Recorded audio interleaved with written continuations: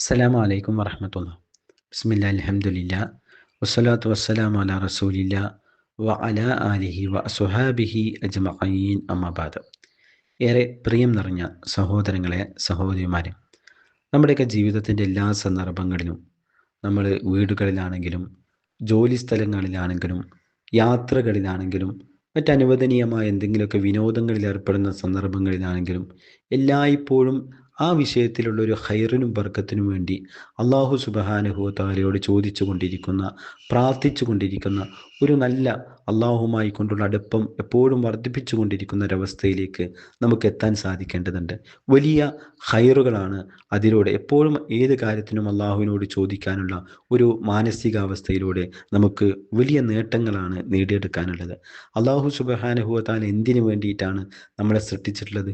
വിശുദ്ധ ഖുർആനിലൂടെ അതിനുള്ള മറുപടി അള്ളാഹു പറഞ്ഞത് അള്ളാഹുവിനെ ഇബാദത്ത് ചെയ്യാൻ വേണ്ടിയിട്ടാണ്. വമാ ഖലഖതുൽ ജിന്ന വൽ ഇൻസ ഇല്ലാ ലിയഅ്ബുദൂൻ. എന്താണ് ഇബാദത്ത്? അതിൻ്റെ ഏറ്റവും വലിയ അടിസ്ഥാനം എന്താണ്? അത് പ്രാർത്ഥനയാണ്. നബി സല്ലല്ലാഹു അലൈഹി വസല്ലമ പറഞ്ഞു, അദ്ദുആഉ ഹുവൽ ഇബാദ. പ്രാർത്ഥനയാണ് അത് ആരാധന എന്നും. അതുകൊണ്ട് തന്നെ എല്ലാ സന്ദർഭങ്ങളിലും പ്രാർത്ഥനാ നിർഭരമായൊരു മനസ്സ് നമുക്ക് എപ്പോഴും ഉണ്ടാകണം. അള്ളാഹു സുബ്ഹാനഹു വ തആല നമ്മുടെ ഏതു പ്രശ്നങ്ങളും പരിഹരിക്കാൻ കഴിവുള്ളവനാണ്. നിത്യജീവിതത്തിലെ വ്യത്യസ്തമായിട്ടുള്ള പ്രാർത്ഥനകളിലൂടെയും വിശുദ്ധ ഖുർആനിൻ്റെ ആയത്തുകളിലൂടെയും ഒക്കെ നമ്മൾ അള്ളാഹുവിനെ കുറിച്ച് മനസ്സിലാക്കിയിട്ടുള്ളത് എന്താണ്? വല്ലാഹു അലാ കുല്ലി ഷൈഇൻ ഖദീർ.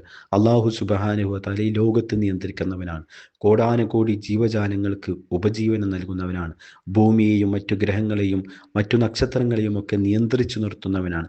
ആ റബ്ബിനെ സംബന്ധിച്ചിടത്തോളം നമ്മളെ ഏറ്റെടുക്കുവാനും നമ്മുടെ പ്രയാസങ്ങൾക്കൊരു പോംവഴി നൽകുവാനും അള്ളാഹു സുബ്ഹാനഹു വ തആലയ്ക്ക് കഴിയുമെന്നുള്ളതാണ്.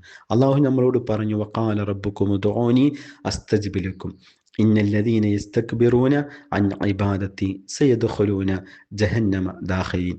വിശുദ്ധ ഖുർആൻ 40-ാം അധ്യായം 60-ാമത്തെ വചനത്തിലൂടെ അള്ളാഹു സുബ്ഹാനഹു വ തആല പറഞ്ഞു, നിങ്ങൾ എന്നോട് പ്രാർത്ഥിച്ചാൽ ഞാൻ നിങ്ങൾക്ക് ഉത്തരം നൽകാമെന്നാണ്.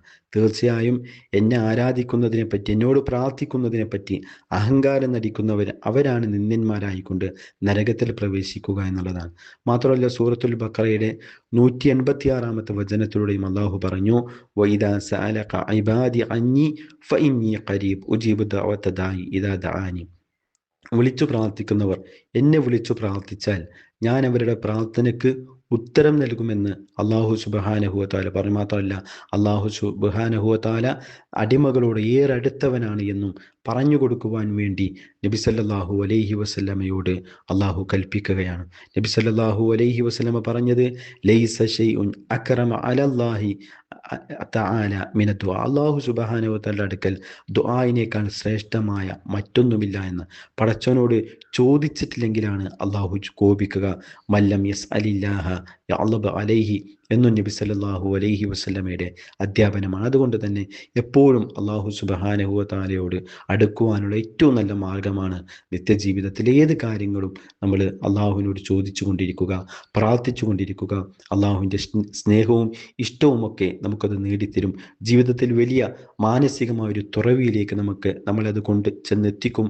അള്ളാഹു സുബ്ഹാനഹു വ തആല എപ്പോഴും അള്ളാഹുവിനോട് അഭേദ്യമായിട്ടുള്ള ബന്ധം കാത്തു സൂക്ഷിക്കുന്ന, ഏതു കാര്യത്തിനും അള്ളാഹുവിനോട് നിരന്തരമായി കൊണ്ട് ചോദിച്ചു കൊണ്ടിരിക്കുന്ന തൗഫീഖ്, അതിനുള്ള വലിയൊരു തൗഫീഖ് നമുക്ക് നൽകി അനുഗ്രഹിക്കുമാറാകട്ടെ.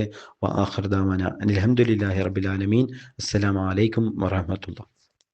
വിസ്ഡം ഇസ്ലാമിക് ഓർഗനൈസേഷൻ അവതരിപ്പിക്കുന്ന നേർവഴി. എല്ലാ ദിവസവും ഏതാനും മിനിറ്റുകൾ സാമൂഹിക, വൈയക്തിക, കുടുംബരംഗങ്ങളെ വിശകലന വിധേയമാക്കുന്നു. അറിയുക, അറിയിക്കുക. നേർവഴി. Peace Radio.